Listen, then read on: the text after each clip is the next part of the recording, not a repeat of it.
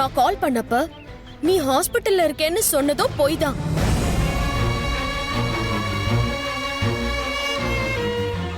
வாழ்க்கையே தொலைச்சவ மாதிரி ரோட்ல உட்கார்ந்து யோசிச்சுக்கிட்டு இருக்க. என்ன நடக்குது சரவணா? எனக்கு தெரியாம நீ ஏதாவது மறைக்கிறியா? இங்க பாரு, நீ என்ன காதலிக்கிறது உண்மைன்னா உன் மனசுல என்ன ஓடிட்டு இருக்குன்னு என்கிட்ட சொல்லு ப்ளீஸ். அது எதுவா இருந்தாலும் நம்ம 2 பேரும் சேர்ந்து சரி பண்ணுவோம். சொல்லு சரவணா.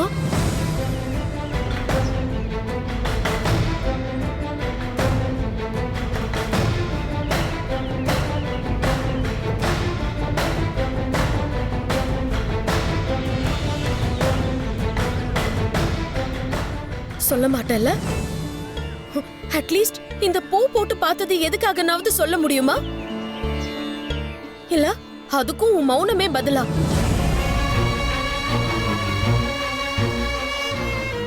சரி சொல்றேன். ரேணுகா ட்ரீட்மெண்ட்காக தான் பூ போட்டு பார்த்தேன். அவ ஊசிக்கு தேவையான முதல் தவணைய முதலாளி கொடுத்துட்டாரு.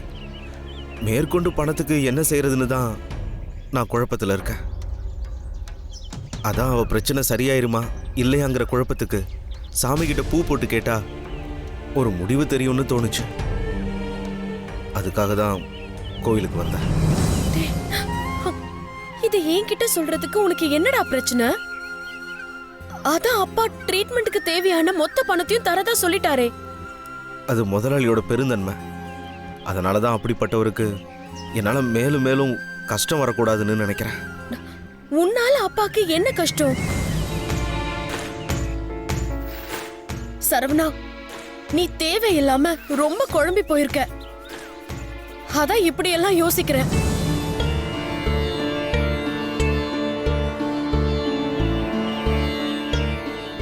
இன்னைக்கு இருக்கிற அட்வான்ஸ் மெடிசன்ஸ்க்கு ரேணுகாவோட பிரச்சனையெல்லாம் ஒரு விஷயமே இல்ல. ஈஸியா சரியாயிடும். நீ பயப்படாம இருந்தாலே போதும்.